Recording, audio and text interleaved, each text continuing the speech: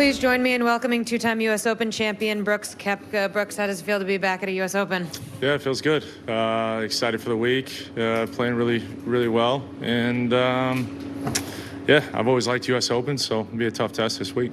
The course is a little different than other U.S. Open tracks. Can you talk a little bit about your experience here and what you've seen so far? Yeah, I've only seen the front nine. I haven't seen the back. I'll go see that today. I was told the back nine, the rough's a little bit deeper.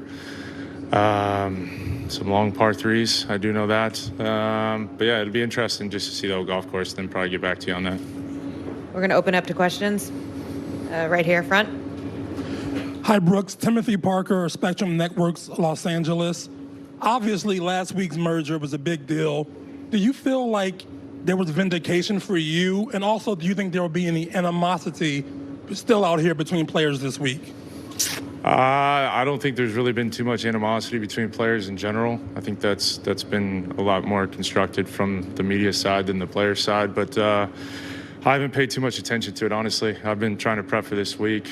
I'm just trying to make sure that I come into a major championship. There's 4 weeks a year that I really, really care about, and this is one of them. And want to play well. So I wasn't going to waste any time on any news that happened last week. I saw it. I was sitting at Grove at the bar there, having breakfast, and I saw it on TV, watched a little bit of the interview, and then that was it. Just went out and practiced. So no, like, extra vindication? Do you feel relieved or vindicated, anything like that? It didn't matter to me. Like I said, I'm trying to focus on this week. I think that's why I've been really good at majors, honestly, too. Been able to put it all aside. Doug on your left. A couple things, Brooke. Do you recall the last time you felt healthy and stunk in a major? And secondly, would you have been surprised going into this year that you would have a 2-1 to start the year in the majors? Played poorly, sorry. Yeah, no, I mean, I feel like I've been playing well for a while. It happens every year. I feel like I'm playing pretty good. It's just the results aren't quite there from maybe January, February, March, and then it kind of kicks into gear and everything kind of starts clicking for me. But yeah, it's felt a lot more normal this year than it has maybe the year before. That's for sure. Back to how I normally play. On the right to Jeff. Brooks, when you've not been to a course, and so it sounds like you're gonna play 9 each day, and that'll be it. Mm-hmm. Is that an unusual situation for you at a major, or is that situation happened before where you've basically played every hole once? I've played probably since 2014, 9 holes every day at every major. So it's the same routine. Keep it pretty simple and find out whatever side I think is a little more difficult. I'll play that side again. And did you do anything before you got here to learn about this place or Ricky or anything like that? No. Okay. I mean, you can do all the prep you want, but it doesn't. I mean, the wind direction might be different, where you hit your tee ball, pin location. There's so much that goes into it. So you can do all the research you want, but it won't matter at the end of the day. Stay on the side to Dan. The PGA Tour guys expressed complete shock at the announcement. Were you guys as surprised on your side? Yeah, I think there was. It was just kind of because we didn't hear anything about it. That's kind of, I think, the one thing that shocked everybody the most. I think I ran into Ricky and JT after watching the whole thing, and they were asked if they knew, and they said they didn't know either. So they were kind of learning about it. They were on the back of the range, so I probably saw them 30 minutes after, I guess, the news broke. On your left to Ann. Hey, Brooks, you've always been able to maintain your focus despite what's going on around you. What's the secret to doing that? Like I've said it, it's the more chaotic things get, the easier it gets for me. Everything starts to slow down, and I'm able to focus on whatever I need to focus on while everybody else is dealing with distractions, worrying about other things. Is that the key reason why you think you peak at these majors? I think there's a few of them, but I think it's definitely one of them. I enjoy the chaos. On your right to Gary. Brooks, your first major start was a U.S. Open. First top 5 in a major was a U.S. Open. First win in a major was a U.S. Open. What was it about this event that you found comfort or an embracing feeling about it? I just love when, I guess, maybe somewhere closer to even par wins. If it's going to be a birdie fest where 21 under wins. That's really not the style. I don't really think I've even competed in many golf events over my career where that's happened. But if you look at, I would say maybe majority of my wins, they're all pretty much 10 under and less, which is kind of suited to major championship golf. I feel like I just feel like I can outlast everybody when it comes to having to par things to death or just kind of wearing guys out on the golf course and just mentally beating you, and just know when it's my time to kind of take that opportunity and go with it. And I think being patient's a big thing with that as well, and just knowing when to go after a flag or when to play cautious. We're going to take one here from the WebEx. If you rejoin the PGA Tour, would you be interested in bringing the team golf concept? I mean, like I said, I'm not going to go into the future. I don't have a crystal ball with me, but I'm just worried about the U.S. Open. If I can get to number 6 pretty quick, that'd be nice. Here, second row on the right. Brooks, compared with when you were on your previous major tear, I just wonder, going into the 3rd major of the year, having been runner-up at Augusta, winning at Oak Hill, do you feel fresher because of the regime that you're on with LIV compared with how it was on the PGA Tour? I have my own routine. That's it. It's plain and simple. I'm pretty sure I know what it takes to compete in majors. I've won 5 of them and been, second 4 times, and just over my track record and how to prepare when you're here, how to prepare when you're home for it. And I've got that, I guess, on lock. So it's no different playing a LIV schedule going into these majors? Just golf, man. Last row here on the left. We know one thing is there will be some kind of penalties or conditions or whatever. LIV golfers coming back, being reintroduced to the PGA Tour. Are you okay with that? You think that will be okay? Like I said, I'm not. It's a lot of what if games, so I'm not really worried about it. I'm not going to play the what if game. If it happens, it happens. If it doesn't happen, it doesn't happen. On the right, on the rail, 2 in a row. Hiya, Brooks. Appreciate that we're dealing with a lot of unknowns at the moment, but in Augusta, you touched upon the fact that you may have made a different decision 12 months ago if you'd known how your body was going to heal up. So if this were to happen, would you be one player who would want to play PGA Tour golf again? Yeah, I mean, there's always, right? You have your favorite events. Like, I've always enjoyed Waste Management. I thought that was a fun event. But I think that kind of goes into the whole thing with, like, the chaos, right? Like, there's a lot of people, a lot of things going on where it's a lot of fun to play, and I've enjoyed it. I've won there twice. That's one place I guess I've missed playing. But yeah, I'd have to go through the whole schedule. I mean, Memphis, I've always played well. There's certain events, right, you've always liked. Even Dunhill, I've always liked Dunhill. I thought that was a fun event. I mean, St. Andrews is my favorite course in the whole world, so I'll take any chance I can get to go play there. So. Aside from the courses, are there things you miss about, seeing pals of yours week in, week out? Yeah, absolutely, right? We see some of the guys that just live in Jupiter and play the same courses. We see those guys, but I mean, there's certain guys, like, for instance, like John Rahm. He didn't live down there, so I don't get to see him too much and get to hang with him. Scotty, kind of same thing. It's those guys that aren't in Jupiter. You kind of miss seeing and playing against them. Back right to Alex.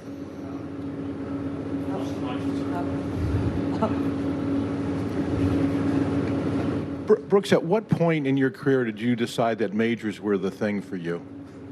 I don't know, probably growing up, right? Because at the end of the day, I think one thing that was always kind of harped on me was you knew how many majors Jack, you knew how many Tiger has, you knew how many Arnold Palmer has, you knew how many Gary Player, you knew how many Watson, all these legends, but I never knew how many PGA Tour events or wins they had total. But I could tell you each, going down the list, how many each of them have won. So that was kind of, it's pretty obvious, right? That's what you're judged on. It's major championships. You look at basketball, you're judged on how many championships you've won, not how many games you won. Same thing in every sport. And how gratifying is it to be able to say that you're on 5 and going to 6? Yeah, it's not. Don't get me wrong. It's better than 4. Looking for 5. So that's definitely a lot better. But yeah, like I said, double digits. That's what I'm trying to get to. I think it's. I don't think it's out of the question for me. I think the way I've prepared, the way I've kind of suited my game for these things is it's going to help me. And like I said, I'm only 33, so I've definitely got quite a bit of time. I just got to stay healthy and keep doing what I'm doing. Straight back to Dylan. Yeah, Brooks, I mean, it's been a crazy 12 months for all of professional golf, but it seems kind of strikingly crazy for you. When you think about this tournament last year to where you are now, how different do you feel? Yeah, I feel like a new person, right? Was definitely more confused last year, just trying to figure out why I was feeling the way I was feeling. I felt like I had enough time from surgery to that point, and it's like anything, right? I tried to come back too soon, and then it was like, oh well, if I can walk 18 holes, I can play golf. So just kept playing through it and never let my body heal. And then from there, just created some bad habits. And by the time you actually figure out that you're starting to get healthy, you've got to get rid of those bad habits. And then it's a whole new process. And it just takes a long time. Any athlete that's ever been injured really knows what it's like. It's not fun. It's painful, but you just got to suck it up and deal with it. If you could go back and do it again, is that the main thing you would change? Just take a little more time off? Yeah, I think I would. Yeah, I definitely would have taken probably 4 or 5 months off, maybe the whole year off. A few more right here on your right. Brooks, from what you saw on the front nine, what'd you make of the risk reward that the course offers? And also, how do you see 6, and what's your approach perhaps to that hole? Well, you can't see 6, so yeah. Yeah, there's a few blind tee shots. I'm not a huge fan of the blind tee shots or even blind shots going in the green. I've never been a real fan of it. I like to see where your golf ball goes. But it's a tough golf course. These bunkers are incredibly soft, which I found quite interesting. So if you're in these fairway bunkers, it's extremely penalizing because you're not gonna get a good lie, number one, and it's not like the ball's gonna funnel to the middle of the bunker. If it goes into the lip, it's gonna stay there. It could plug, or if it gets in the back, the rough around these bunkers is quite difficult too, so it's never going to quite chase in. And you can get some interesting lies. You really got to pay attention to where your misses are. You can be a little aggressive off some of the tee lines, but I don't think on the front that it's too rewarding. You can kind of play it safe, but 6 is going to be interesting. You can see anything from a 7 to possibly a 2, so that's be a fun hole to just stand on and watch. If I was watching, that's where I'd go stand. Back to Doug on the left. Appreciate where you stand on the majors. I think we all know it by now, but I'm really curious, just coming from your perspective of how you got here in the first place, of not getting through second stage, challenge tour, working your way up just to get a regular spot in the majors. When did you feel or experience what a big deal they are? Was it just playing in one? Was it contending? Was it actually winning? Can you kind of go back to some of those moments? I think contending definitely makes you appreciate how big these things are. What was your first contention? It felt like contention to me, but it probably wasn't. It was at Pinehurst. It was at 2014, Keimer won. I mean, he blew us all away, but I mean, I felt like I was in contention. I think we were all playing for second place, really, but like. Yeah, that was kind of the first taste of it. But I mean, I also got a taste of it kind of early on. It was funny. I qualified as an AM for the U.S. Open in 2012, I believe. Yeah, played there. I think I had the lead after 9 holes, and then saw my name on the leaderboard and just gagged it up on the back 9. So it was like Augusta all over again. But yeah, so I understood the magnitude kind of right away of what it was, but it was, I don't think, and then, I mean, I think back to 13, I played the final round of the PGA with Tiger too. So I got introduced a lot early. I felt like that kind of really helped learn different things. Like, I feel like I'm really good at learning from mistakes or what goes on, and like I'll sit back and reflect for like 2-3 days, whether it be right after, give it a few days, and really truthful, honest with myself of why why things happened the way I did. What was I thinking? What was my thought process? How did I execute it how I wanted to? Was it just kind of unlucky? All that goes into it. But I think if you're truly honest with yourself, you'll figure out why. If you plead not to lose at Augusta, is that the first time that ever happened? I mean, I can't give away what I was doing, but yeah, it didn't work, clearly. But I'll be honest with you, I told you. I told everybody at PGA I was never going to let it happen again. So I know how to make adjustments and really figure out what goes on, and that's, I think, probably one of my biggest attributes that I think I have. 2 more, front right. I know you said you haven't played the back 9 yet, but 15 obviously is a pretty unique hole and could be as short as 80 yards depending on the pin location. What do you hope to get out of it when you practice, and what do you want to learn about that hole? I'll just tell you what I do every hole. I figure out once I get to the fairway, just figure out what's the best spot to look, go in for the green. With certain pin locations, try to figure out which is the best side to miss. There's always one side that's better than the other. And then, honestly, I just stand in the middle of the green whenever I get back. When I get to the green and look back, and it's as clear as day. I just play the hole backwards. I think standing on the middle of the green, looking back towards the tee or the fairway, whatever, depending on what you can see, it makes it very clear how to play the hole, what's the proper way to play it. And then from there, it's just a matter of pin locations. Hey, if this pin location's here, I'm going to do this. This pin location's here, I'm going to switch this up. Maybe it might be a completely different side of the, right rough might be way better than the left rough, but the left rough is good 3 times. Just different things like that. Straight back to Sean. Brooks, you used the term chaos to talk about majors, U.S. Opens, and how maybe you like the chaos. What is an example of chaos, or the visual of what chaos looks like to you?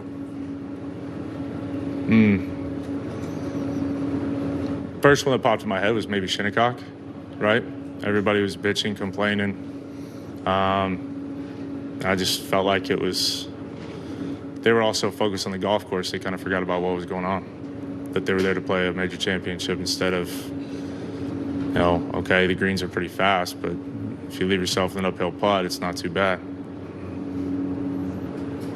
Last question right here. Brooks, of your 5 major victories, what's been your favorite and why? This last one, for sure. Yeah. They all mean something different, but this last one, for all the stuff I had to deal with, all the pain, the tears, all the stuff that went into it. Like I said, there's probably maybe 5-7 people in this whole world that really know what I went through, and that were there kind of every step of the way, and I think they enjoyed it maybe even more than I did.